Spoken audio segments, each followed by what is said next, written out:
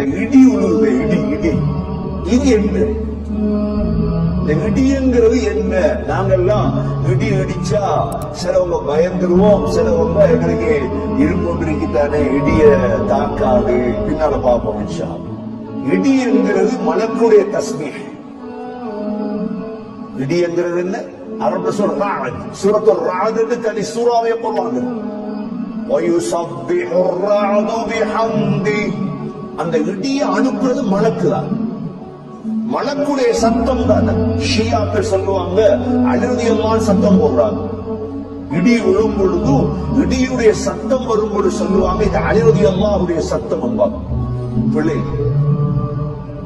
தஃசீர்களை பார்க்கும் பொழுது இடி என்கிறது மலக்குடைய தஸ்பீஹ். மலக்குடைய தஸ்பீஹ் இடியா இருந்தா எவ்வாறு இருந்திருக்கு? ஹதீஸ்ல வந்திருக்கிறது அப்தத்திஸ் ஸமா, வானம் குமுறுகிறது. வஹக்கலஹா அன் தஇத்த, வானம் குமுறுவது. குமுறுண்ட என்ன? சத்தம் போடுவது. அதற்கு கடமையாக்கப்பட்டு விட்டு ஏன்? வானத்தில் 4 விரல்கள் வைக்கும் இடம் இருந்தால், இந்த அளவு இடம் இருந்தா அந்த இடத்துல ஒரு மலக்கு சுஜூதில் இருக்கிறார், தஸ்பீஹ் இருக்கிறார். அவ்வளோ நிறைய மலக்கள் கண்ணுக்கு விளங்குதில்லை. இன்ஷா அல்லாஹ் சக்கராத்ல விலகும். எப்ப விலகும்? சக்கராத்ல மலக்கள் விலகுமே கட்டாயம். இம்ரான் பின் ஹுசைன் ரலியல்லாஹு அன்ஹு சொன்னாங்க, சஹாபாக்களை பார்த்து, உயிர் பிரியற தருணம் நான் மௌத்தான சொல்லுங்க, மௌத்தாகாட்டி சொல்லிடாதீங்க. மலக்குகள் வந்து முசாபா செஞ்சாங்க. சக்கராத்ல முசாபா நடக்குது. இம்ரான் பின் ஹுசைன் ரலியல்லாஹு அன்ஹு அவங்களோட மலக்குகளுடைய தஸ்பீஹ். மலக்குகள் பேச ஆரம்பிச்சாலே தஸ்பீஹ் கொண்டு அல்லாஹ்வோட பேசுவாங்க.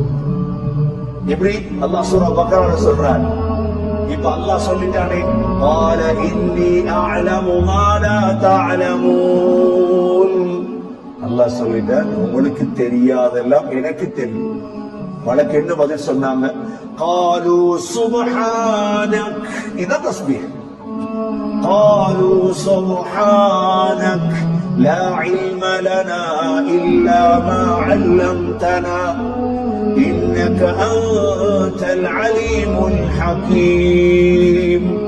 சொன்னாங்க, யா அல்லாஹ் நீ தூய்மையா, சுப்ஹானக், எங்களுக்கு அந்த அறிவு இல்லை அல்லாஹ், நீ படிச்சு தந்தது மட்டும்தான் எங்களுக்கு தெரியும். இது மலக்குகளுடைய தஸ்பீஹ், சுப்ஹானக்.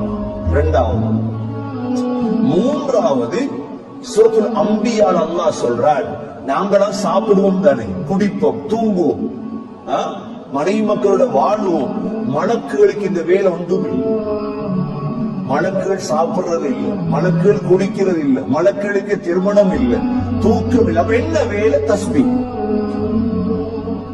தஸ்பீஹ் செஞ்சிட்டே இருக்கணும். அல்லாஹ் சொல்றார், யுஸப்பிஹூனல் லைல வன் நஹார லா யஃப்தரூன். விடாமல் சுப்ஹானல்லாஹ் சுப்ஹானல்லாஹ் சுப்ஹானல்லாஹ். மலக்குகளுக்கு அல்லாஹ் ஒரு தஸ்பீஹ் கொடுத்திருக்கார். என்ன தஸ்பீஹ்?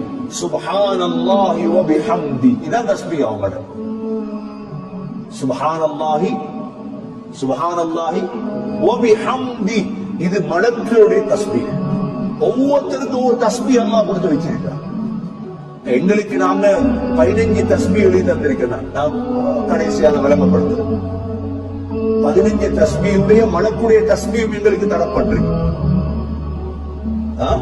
மலக்குகளுக்கு தொடராக தஸ்பீஹ் இருப்பார், தஸ்பீஹ விட மாட்டார். சரி, மலக்குகளுடைய பல வகைகள் இருக்கு. பொதுவாக மலக்கு கரூபியூன், கரூபி மலக்குடைய வகை இருக்குது. கரூபியூன் இவங்க தான் லவ்ஹுல் மஹ்ஃபூஸ் இருக்கிறாங்க.